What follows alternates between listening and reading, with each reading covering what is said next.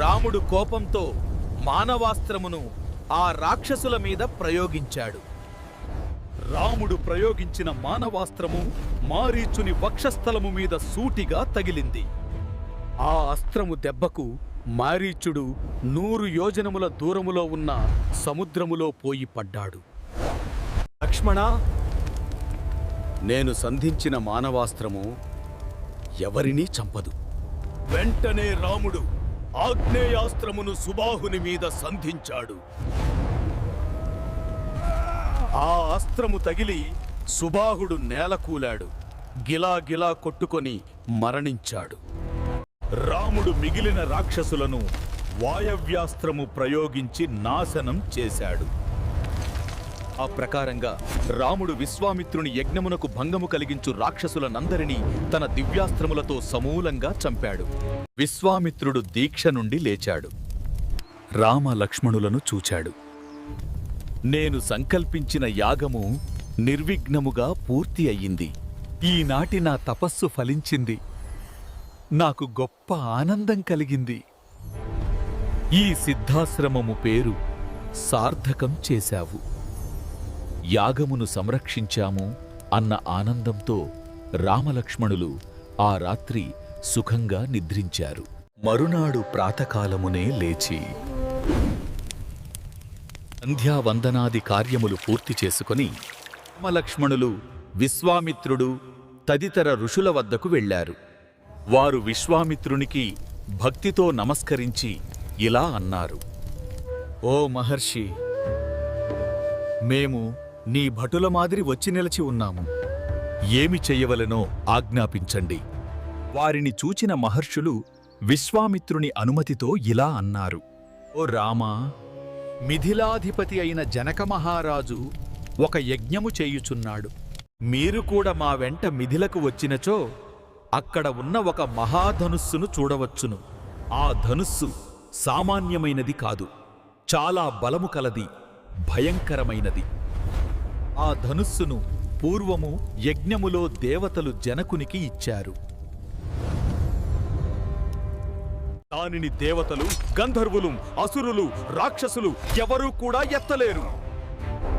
ఎందుకంటే ఎంతో మంది రాజులు ఆ ధనుస్సును ఎత్తబోయి విఫలమయ్యారు.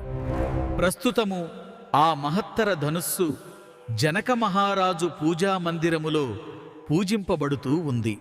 తరువాత విశ్వామిత్రుడు రామ లక్ష్మణులతో తదితర ఋషులతో కలిసి మిథిలకు ప్రయాణమయ్యాడు. అందరూ ఉత్తర దిక్కుగా వెళుతున్నారు. దాదాపు 100 బండ్లలో అందరూ వెళుతున్నారు. చాలా దూరము ప్రయాణము చేసి అందరూ శోణ నదీ తీరము చేరుకున్నారు. ఆ రాత్రికి అక్కడే గడపాలని అందరూ నిర్ణయించుకున్నారు. సాయంకాలము చెయ్యవలసిన సంధ్యావందనము, అగ్ని కార్యములను పూర్తి చేసుకొని అందరూ విశ్వామిత్రుని ముందు కూర్చున్నారు. ఆ సమయంలో రాముడు విశ్వామిత్రుని ఇలా అడిగాడు: ఓ మహర్షి, ప్రస్తుతము మనకు ఉన్న వనము ఫలములతోనూ పుష్పములతోనూ శోభిల్లుచున్నది. ఈ వనము పేరు ఏమి? దీని గురించి నాకు తెలియజేయండి. దానికి విశ్వామిత్రుడు ఇలా చెప్పసాగాడు: శ్రీమద్ రామాయణము బాలకాండ 31వ సర్గ సంపూర్ణము. శ్రీమద్ రామాయణము బాలకాండ 32వ సర్గ.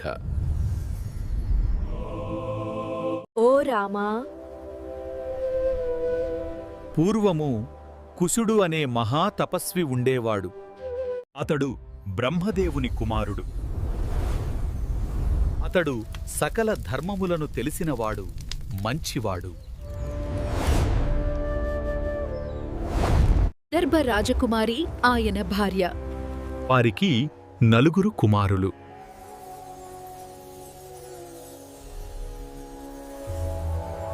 వారి పేర్లు కుశాంబుడు, కుశనాభుడు, అధూర్తజసుడు, వసువు. వారందరూ తండ్రివలే ధర్మాత్ములు, సుగుణవంతులు. ఆయనకు రాజ్యపాలన చెయ్యవలని కోరిక కలిగింది. అప్పుడు ఆ కుశుడు తన పుత్రులతో ఇలా అన్నాడు: ఓ పుత్రులారా, మీరు ధర్మమును అనుసరించి రాజ్యపాలన చెయ్యండి. తండ్రి మాటను అనుగరించి ఆ నలుగురు జనపదములను నిర్మించారు. కుశాంబుని చేత నిర్మింపబడిన నగరము పేరు కౌసాంబి. కుశనాథుని చేత నిర్మింపబడిన నగరము పేరు మహోదయము. అధూర్త రజసుడు నిర్మించిన నగరము పేరు ధర్మారణ్యము. వసువు నిర్మించిన నగరము పేరు గిరివ్రజపురము. మనము ఇప్పుడు ఉన్న ప్రాంతము వసువు నివసించిన గిరివ్రజపురము భూమి. ఈ సోణ నది తూర్పు నుండి పడమరకు ప్రవహిస్తూ ఉంటుంది. ఈ నదీ పరీవాహక ప్రాంతములన్నీ సస్యశ్యామలములైన పంట పొలాతో నిండి ఉన్నాయి. కుశనాభుని భార్య ఘృతాచి. వారికి నూర్గురు కుమార్తెలు. ఆ కన్యలందరూ లోకోత్తర సౌందర్యవతులు. వారికి యుక్త వయసు వచ్చింది. ఒకరోజు ఆ కన్యలందరూ వనవిహారము చేస్తున్నారు.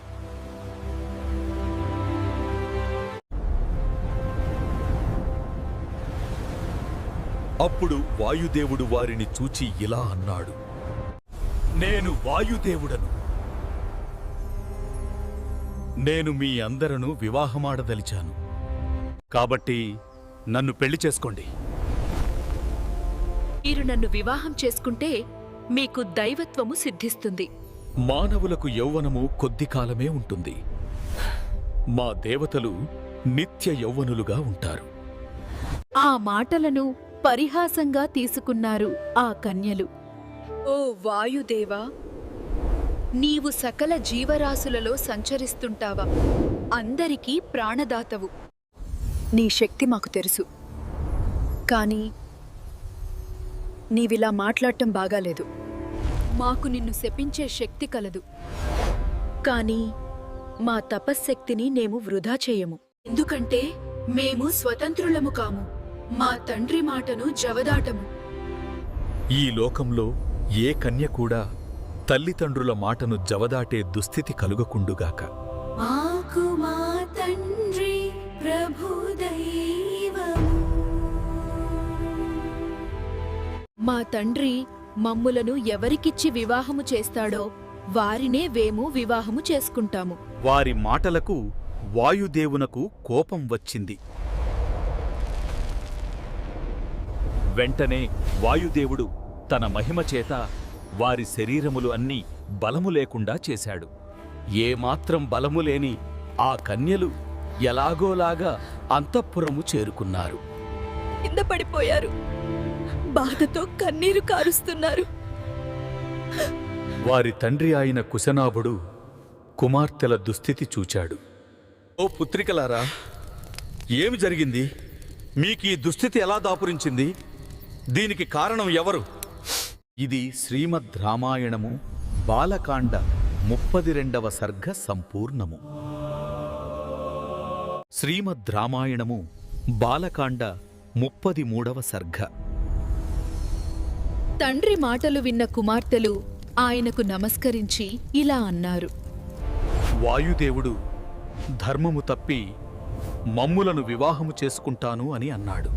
మేము తిరస్కరించాము. మా తండ్రిగారు ఉన్నారు.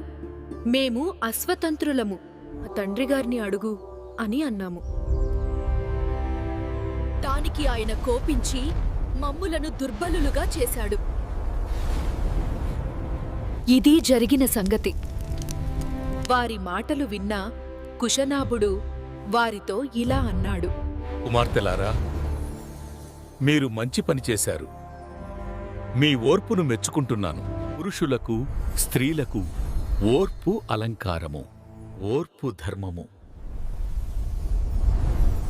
ఓర్పు మీదనే ఈ ధరణి అంతా నిలిచి ఉంది.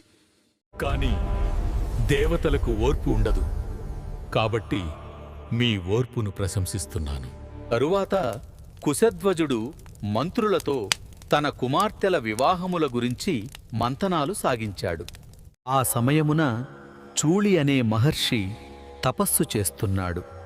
ఆయనకు సోమద అనే గంధర్వ కన్య పరిచర్యలు చేస్తూ ఉంది. ఆ గంధర్వకన్య పరిచర్యలకు చూళి చాలా సంతోషించాడు. ఓ కన్యా, నీకు ఏమి కావాలో కోరుకో. ఓ మహర్షి, నాకు పుత్ర సంతానము కావాలి, కాని నాకు భర్త లేడు. తమ వలన నాకు బ్రహ్మ తేజస్సు కలిగిన పుత్రుడు కలిగే వరమును ప్రసాదించండి. చూళి ఆమె కోర్కెను మన్నించాడు.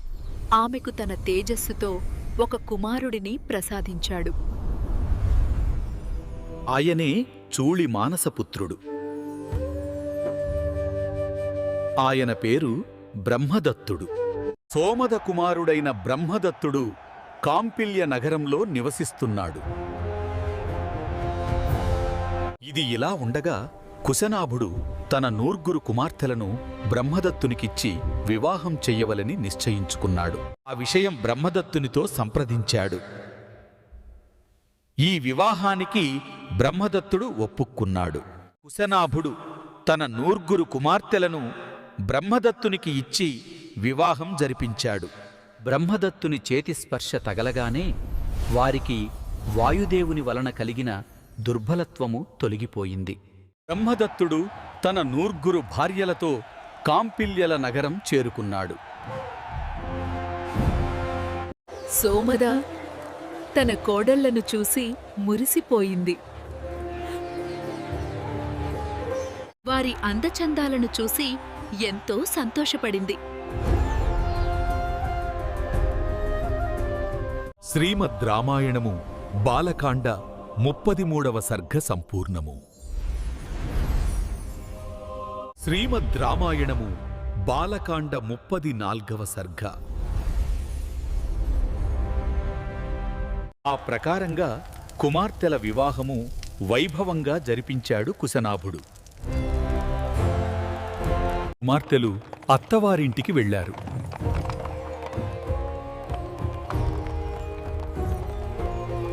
అప్పుడు తనకు పుత్ర సంతానము కావాలని అనుకున్నాడు కుశనాభుడు. పుత్ర సంతానము కోసరము పుత్రకామేష్టి యాగము చేశాడు. ఆ యాగము జరుగుతున్న సమయములో కుశుడు తన కుమారుడైన కుశనాభునితో ఇలా అన్నాడు: "అరా, నీకు సకల సద్గుణ సంపన్నుడు ధార్మికుడు అయిన కుమారుడు జన్మించగలడు" అని పలికి తాను బ్రహ్మలోకమునకు వెళ్ళిపోయాడు. కొంతకాలము జరిగింది. కుశనాభునకు గాధి అనే కుమారుడు జన్మించాడు. ఆ గాధి నా తండ్రి. సుకుని వంశమున పుట్టడం చేత నేను కౌశికుడనే పేరుతో కూడా పిలువబడుతున్నాను. నాకు ఒక జ్యేష్ఠ సోదరి ఉండేది. ఆమెను నా తండ్రి గాధిరుచకుడు అనువానికి ఇచ్చి వివాహము చేశాడు. ఆమె తన భర్తతో పాటు సశరీరంగా స్వర్గమునకు వెళ్ళింది. ఆమె ఈ భూమి మీద కౌశికి అనే పేరుతో ఒక మహానదిగా ప్రహిస్తూ ఉంది. దివ్యమైన పుణ్యోదకములతో కూడిన ఆ కౌశికీ నది సకల లోకములకు హితము కలిగించడానికి హిమవత్ పర్వతము మీద ప్రవహిస్తోంది. నేను నా సోదరి మీద ఉన్న ప్రేమతో ఆ మహానదీ తీరమున ఆశ్రమము నిర్మించుకొని తపస్సు చేసుకుంటున్నాను. ఈ యాగము చేయుట కొరకు సిద్ధాశ్రమమునకు వచ్చాను. నీ వలన యాగమును నిర్విఘ్నముగా పూర్తి చేయగలిగాను. నా కార్యము సిద్ధించింది. ఓ రామా, నీవు అడిగినట్టు నా గురించి, నా జన్మ గురించి నీకు చెప్పాను. అమ్మా, ఇద్దప్పటికే అర్ధరాత్రి దాటినది. ఇంక మీరు నిద్రకు ఉపక్రమించండి. మరలా రేపు ఉదయమే మనము ప్రయాణము సాగించాలి కదా. విశ్వామిత్రుని వృత్తాంతమును విన్న రామ లక్ష్మణులు మహామునులందరూ ఆయనను అభినందించారు. ఓ విశ్వామిత్ర మహర్షి, మీ వలన కుశవంశము పూజ్యమైనది. మీరు బ్రహ్మదేవునితో సమానమైన వారు. మీ అక్కగారు పేరుతో ప్రవహించు కౌశికీ నది మీ వంశమునకు కీర్తి తెచ్చింది. తరువాత అందరూ తమ తమ నివాసములలో నిద్రకు ఉపక్రమించారు. శ్రీమద్ రామాయణము బాలకాండ 34వ సర్గ సంపూర్ణము. మరునాడు విశ్వామిత్రుడు, రామ, లక్ష్మణులు, వారి వెంట వచ్చిన మునులు అందరూ ప్రాతఃకాలముననే నిద్రలేచారు. సంధ్యావందనము, అగ్నిహోత్రము మొదలగు కార్యక్రమములు భక్తితో ముగించుకున్నారు. అనంతరం అందరూ తమ ప్రయాణమునకు సిద్ధమయ్యారు.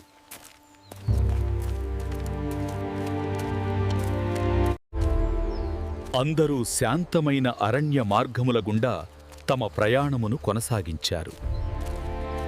మధ్యాహ్న సమయమునకు గంగానదీ తీరమునకు చేరుకున్నారు. పవిత్రమైన గంగాతీరం వారందరికీ విశ్రాంతి, శాంతిని ప్రసాదించింది.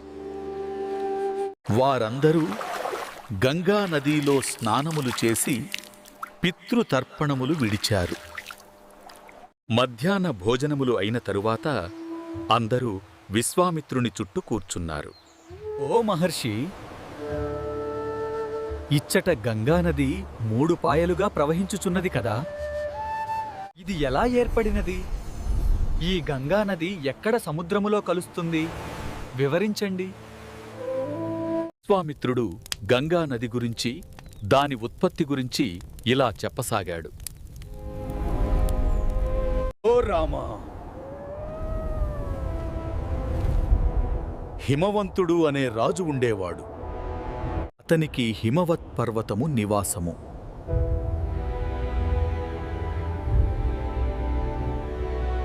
హిమవత్ పర్వతము సకల ధాతువులకు, ఓషధులకు నిలయము. హిమవంతుని భార్య పేరు మనోరమ. మనోరమ ఆమె మేరు పర్వతము కుమార్తె. వారికి 2 కుమార్తెలు ఉండేవారు. వారి పేర్లు గంగా, ఉమ. దేవతలందరూ హిమవంతుని వద్దకు పోయి గంగను తమకు ఇమ్మని అడిగారు. లోకముల మేలు కోరిన హిమవంతుడు తన పెద్ద కుమార్తె గంగను దేవతలకు ఇచ్చాడు. గంగ దేవతలతో పాటు వెళ్ళిపోయింది.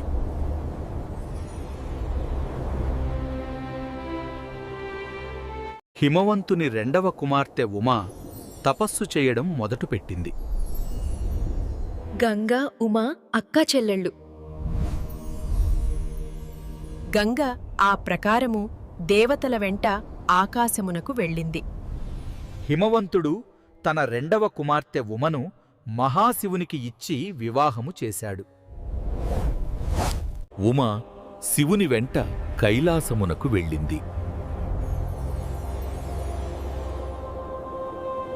గంగ నదీ రూపంలో దేవతల నదిగా దేవలోకములో ప్రవహిస్తూ ఉంది.